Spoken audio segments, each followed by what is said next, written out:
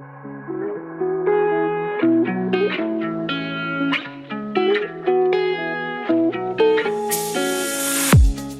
listening to an AINC original podcast. We believe you don't have to do life without a compass. Let us be your guide on this amazing journey. Welcome to Navigating Life with Vision Loss. Hello, and thank you for joining Navigating Life with Vision Loss. I am your host, Kim Wardlow. We are continuing today with a two-part series with Melissa Cermak from MSU Denver. And she is with the Access Center there and is going to be sharing some more specific information about as you're transitioning and if you're a person with vision loss going into college. If you didn't hear last week's episode, definitely tune into that too, because there was a lot of great information and even talking about looking ahead and visiting colleges and schools before and resource centers, looking into what accommodations and resources are provided as you're trying to make your choice of where you would like to attend. So definitely tune in for that if you didn't hear that last week. Melissa, thank you for joining us again this week. I know you said that over the years you've kind of developed a bit of a specialty in the area of working with students that have vision loss or other vision issues. Yeah, thanks for having me back. Absolutely. It was not, when I started in the Access Center, I don't think I had worked with a student with vision loss, and had to learn a lot about how students were accessing content and kind of get up to speed. Now I feel like I'm pretty confident in knowing what students' needs are, or at least being able to ask the right questions when it comes to possible accommodations. But yeah, it's definitely been a journey, but definitely a student population I really enjoyed working with. Well, I know you provided a lot of information last week, but as we dive a little bit deeper into specifics, could you walk us through the process for a student with vision loss as they're working with your office, with the Access Center, and kind of as they're coming in? As I mentioned, we talked last week, the earlier the better to make contact with your office or the equivalent at their school. Yeah, definitely. Yeah, that was definitely, I think, a theme of the last conversation was being as proactive and good with communication as possible. And so we had talked about, as students are really starting to narrow down on a school or college they want to attend, it's really great to reach out and visit with them and let them know that's your intent. You might be still waiting to be admitted. And so sometimes that's the question, right? It's like, oh, have you already been admitted? But it's really helpful for the offices kind of helping you to think about what the timeline might be to kind of have a student start. So, for our incoming students, and let's assume kind of a fall start, we like to meet with them, particular students with vision loss. I would say the earlier the better. So, typically it's the summer before they would be starting, but sometimes faculty are a little bit more accessible in that spring semester before the fall. So we start to see some of our students in even March or April who have been admitted or reaching out to say, hey, I'm a student who's blind. I'll be taking classes in the fall, because for us, that allows us a little bit more opportunity to make sure everything is set. On the front end, each of the disability or access center offices on various campuses have their own processes. So I can speak to MSU Denver and kind of our process. But that's why I think it's important to reach out to those accessibility offices on campuses early to know what their process is. And so for us, students come in and do what's called an accommodation eligibility appointment. We definitely appreciate if a student has vision loss, and particularly if they're using screen reading technology, that they're letting our staff know that when they're scheduling that first appointment. That just helps our front desk staff, Rachel, who's at our front desk, is amazing, helps her to know that it's good to connect the student directly with me. If they get connected to another coordinator, it all works out in the end, but it's just best to get started with the person that you're going to ultimately be working with. And so during that first accommodations eligibility appointment, we're using that. What I tell students is it's not your time to prove to me that you have a disability. It's time for me to really get to know you, get a whole picture of kind of what your needs are and what your accommodation needs are. And it's not always limited to accommodations related to vision loss, right? A lot of our students come in with other diagnoses. There can be health concerns, there can be mental health, there can be, other things going on that also require some thoughtfulness around access and accommodations. And so that first session for us is really helpful. It is longer. Some places will have students just fill out an online form and then they'll connect with you and ask for documentation. And it's a little less interactive, but we really ascribe to the accommodation process being an interactive process. So meeting with the student, talking through their needs, asking them lots of questions, asking what worked in the past, what are barriers that they've experienced, how has it been to take an exam? How is it to sit in a class with attentional issues and kind of just fleshing everything out? And we use that to determine what accommodations a student will need.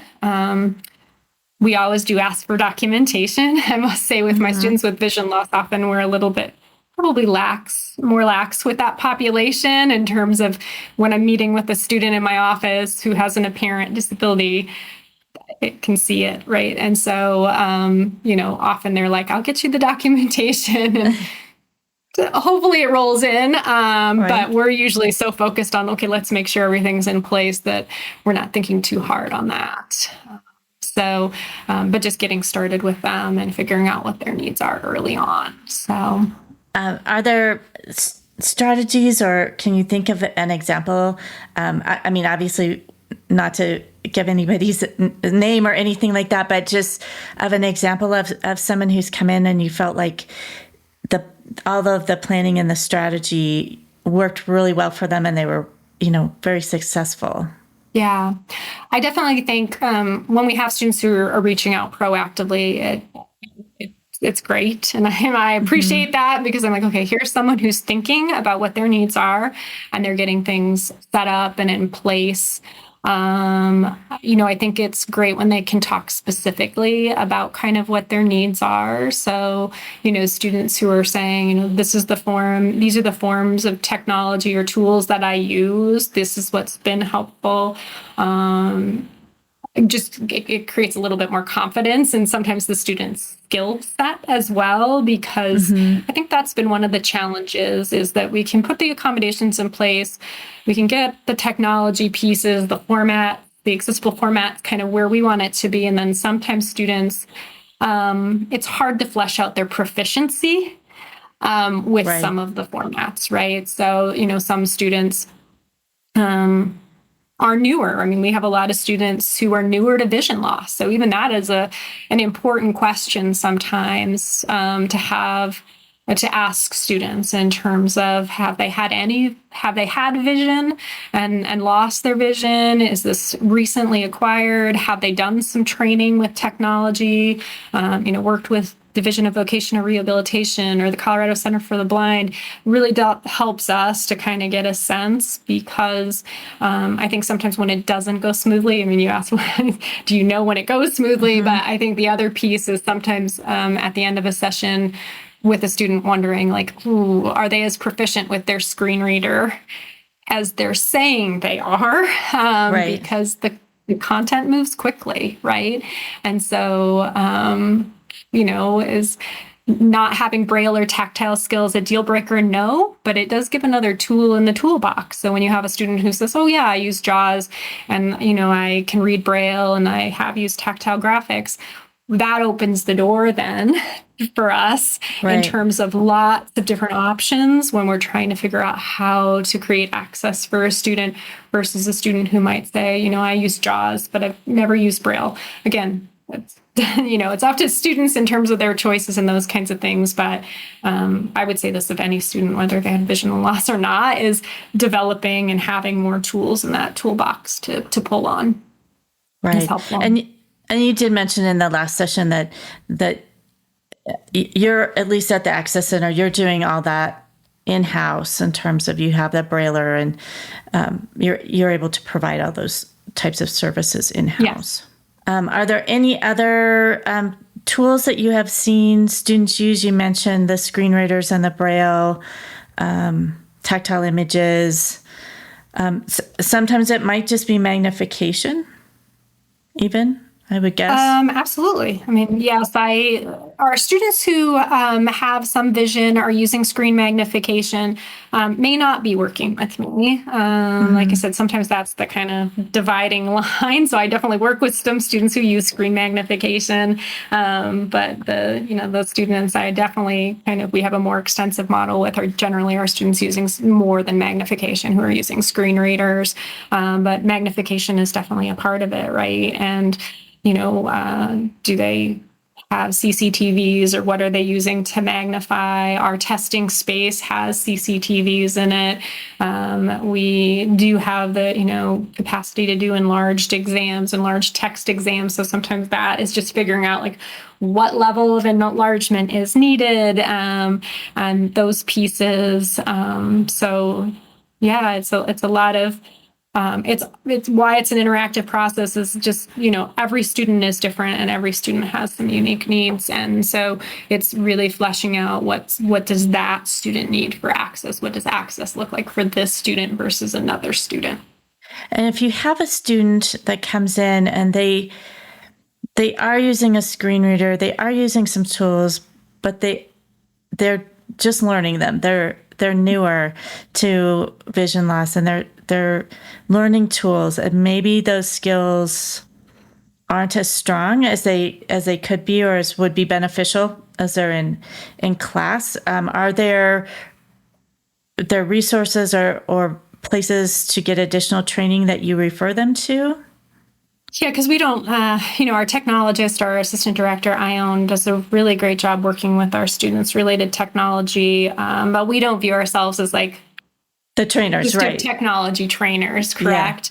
Yeah. I think it's good sometimes, we've had some students who have returned. I can think of a couple students who were students that we would consider to have been sighted students and then have left MSU Denver, come back and been students with vision loss. And so they are adjusting to what it means to be a student who has low vision or is blind for the first time, right? And that's a whole different style of learning. And so I know with the one was actually both that I think of were actually students in the STEM disciplines, so science and math areas, which are very much more reliant disciplines when it comes to visual information.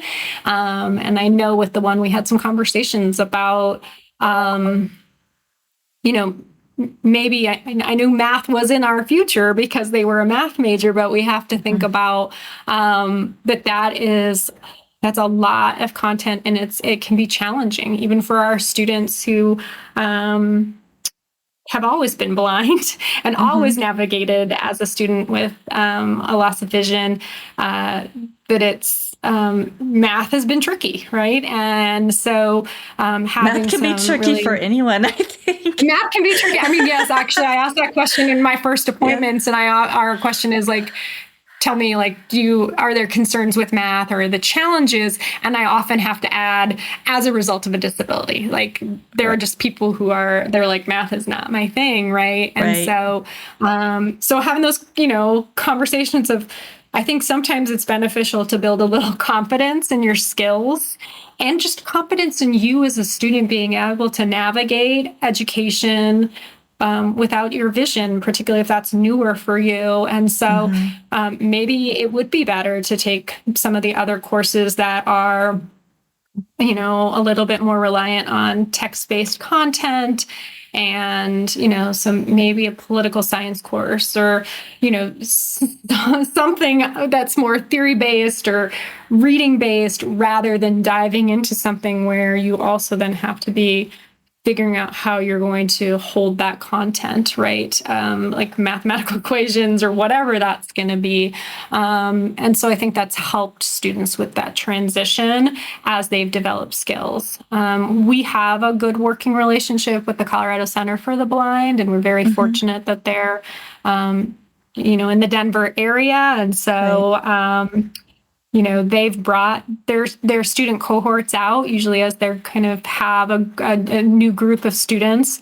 They make a point of coming to our office, and we do just a session, like a question and answer session for their students. And I've had at least one student who was facing vision loss and decided to take time off to go and get the training for her to be successful. And then she came back and hardest working student I know. She's amazing. And it was hard to take time off of, her plan for college. But I think ultimately it might have actually saved her semesters of struggle because she had the skills. Had some students work with the Division of Vocational Rehabilitation. I know that some students have mixed feelings on how long it can take to get connected and services, but they can often be a really great supplier as well of technology, right? Making sure a student has a braille note or, refreshable braille displays and JAWS, and get some training on those things. So those have been the go-tos in terms of training. I mean, you all might know more about kind of options as well in the community, but yeah, I think those have been the big places where we've seen some students come out of and getting some training. Thanks for sharing that. How important is it for students to build a support network? Because we've been talking about they're working with you, like who should be included in that network? That it seems like it is important. They're not just out there on their own trying to figure it out. Yeah.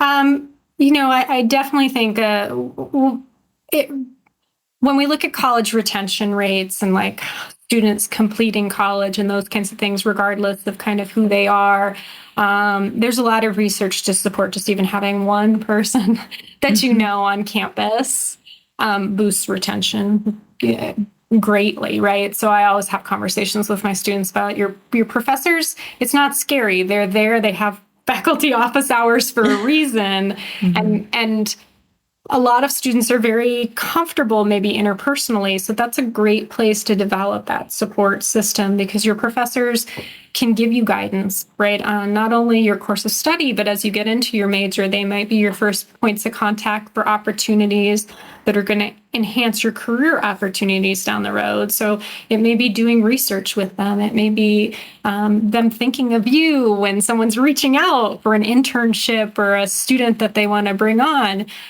So yeah, I think the support system is important, right? I stress to my own children, like, and my students that I work with, go to the tutoring center, go early, use these resources so you start to get to know these people, because as the semester goes on and more students start to maybe panic about how they're doing, those resources kind of get inundated and it's harder to form those connections. So, definitely I try to make myself available as well as the accessibility coordinator for my students.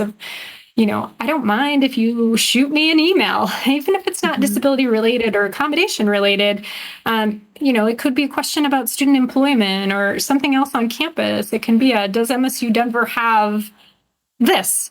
I've been here long enough to know, do we or do we not? I have maybe maybe it's easier for me to find an answer and point you in a direction than it is for you to be spinning your wheels or deciding, I don't know. And so I'm just not going to do anything, which I think sometimes is a default for some students of that seems like a lot of work. Right. So, but yeah, I think building a support system is really good. I think while I do a lot of the coordinating for our students who are blind or have low vision, they get very connected with our assistant director, Ione, because Ion's responsible for the content, right? And so she's the go-to if you get through something and you're like, I don't this is not making sense, or it's not reading in the order I need. Ion can fix it. And so a lot of our students really rely on Ion pretty closely, right? To make sure that content is there. So good working relationships with our office, I think, is good. We have a few students, we're always confident. They're always in communication. We know things are going well. And we have a few that we wish would communicate a little bit better, because sometimes faculty say, oh, the student's been struggling. And we're like, we aren't hearing anything from them. So we're going to assume all is good unless we hear otherwise. So, yeah. Right. Yes, because you could connect them if they needed other services or mental health support or any of those things. Right. So not to hesitate. I'm just thinking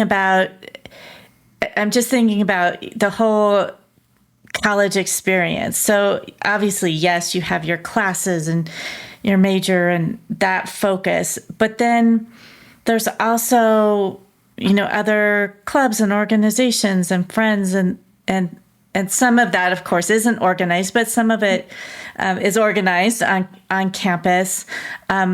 Are you able to help, I don't know if accommodations would necessarily fit into that, but just help students to know if they have particular interests, like what is available on campus that might, where they might, find friends and have peers within that support network?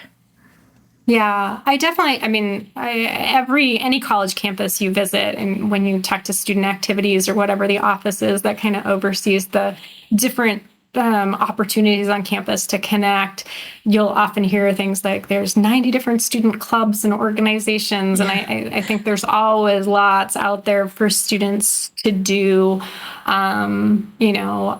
MSU Denver, I think, it tends to skew to be more commuting students. And so sometimes those students are like, come and get it done and leave, which is unfortunate because we have so many great resources and supports on campus and events and activities to take advantage of. And so, I think there's a lot of opportunities to connect around like social interest and, the rec center and doing like physical stuff and hiking and all sorts of activities there. I think a lot of students connect with other students within their majors, and a lot of the academic departments have student clubs and organizations. Student employment is a great option as well. And so many of the students that we work with, many of our students who have vision loss have been student employees on campus, including working in the office of the president or, working for faculty members on research. One of my students was an environmental science major and worked very closely with one of her faculty on research and was involved in like the student kind of research event to kind of show off the research she had been working with.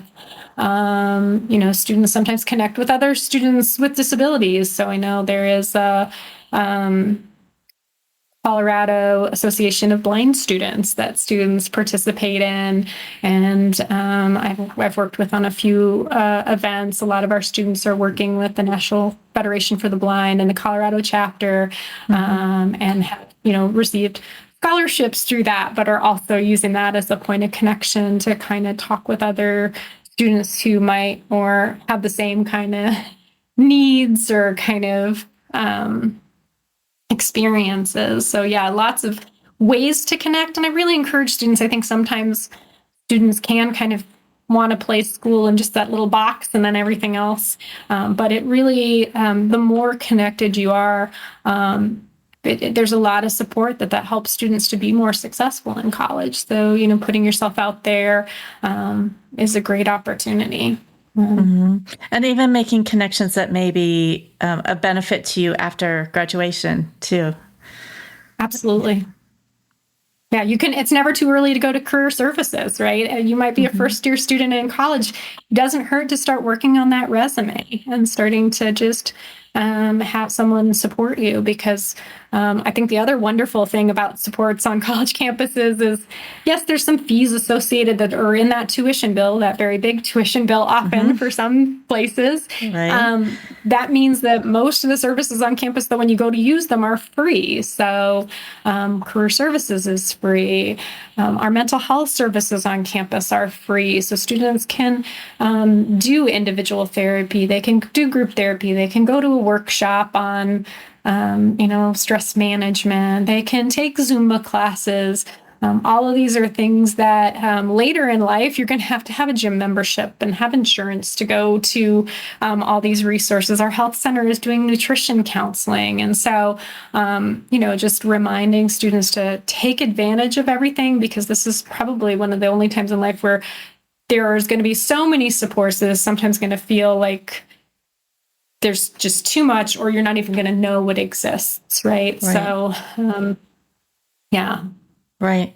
Well, and I can see, even like you mentioned, going early to the employment service center, that could help shape what work experiences you pursue, like in school. There might, if you're going into the area of science, well, maybe knowing that you could be a research assistant and that could be part of your work experience, could be really helpful. So, right. I think some of those things, there's so much that folks don't always think about that because there's just so much that's available that maybe people don't know about. Well, Melissa, you've given us so much information. Is there any final thoughts or words that you would like to give to our listeners as either they or perhaps their children are heading to I feel like so many thoughts, right? As a mom of one college bound, one's about to start his senior year of college, and then just working, and my whole career has been college students. And I love this population because it is such a great, exciting time when students are just figuring out who they are and who they're going to be. And it's going to shift a million times. And, sometimes it doesn't go smoothly. And even seeing some students that come back after some struggles, right?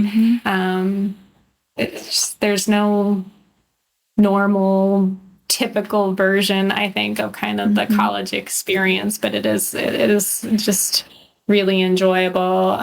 For me, it always comes back to just knowing yourself, being a good, strong self-advocate, really developing your communication skills.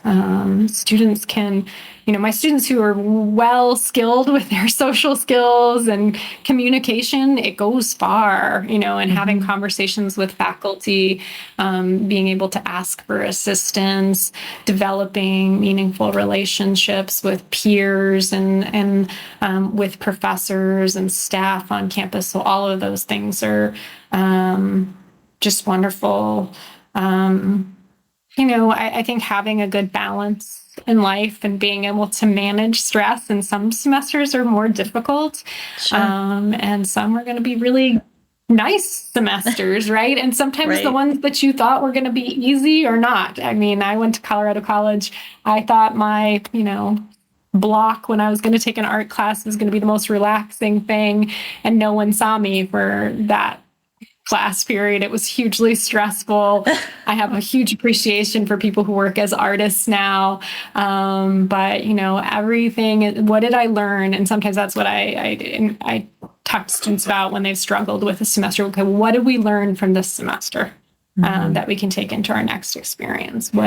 Maybe it was a teaching style that didn't fit. Maybe, what were some of the red flags that maybe they saw earlier, or, the students who I'm like, okay, we were meeting and you were telling me everything was good, and then all of a sudden it wasn't good. And they're like, yeah, because it wasn't good, but I didn't tell you that. Okay, what did we learn from that, right? And what did we learn in our relationship with each other that got in the way of you being more open about that I'm struggling this semester. So I think that's, there's always a life lesson. So yes, definitely.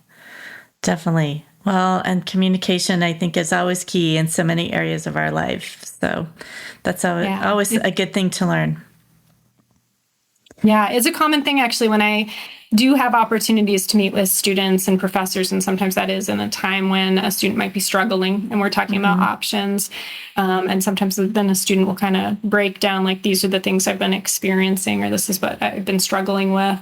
And the faculty member, the thing I often hear them say is, I wish I had known that sooner. Because often at that point when it's coming out, it can sometimes be too late to do anything. And I'm like, yeah. Right. The first question I'm always going to ask a student when they're struggling is, have you talked to the professor? Great. Well, thank you again, Melissa, for being on the program and doing these 2 episodes with us. Folks can find those on all the major podcast platforms, of course, on our website. So you can go back if you didn't hear last week's, or if you want to listen again to something. There was a lot of information, so you might want to listen to this episode again as well. But thank you, Melissa. I wish you all the best as you go into this next school year. It's always exciting when things are starting up again. And thank you all for tuning in and for listening. We always appreciate if you give us comments or subscribe to our podcast. That's always helpful to us. And you can also contact us through our website, which is www.aftersight.org. We look forward to you joining us again next week. And as always, we hope this has helped you navigate your life with vision loss.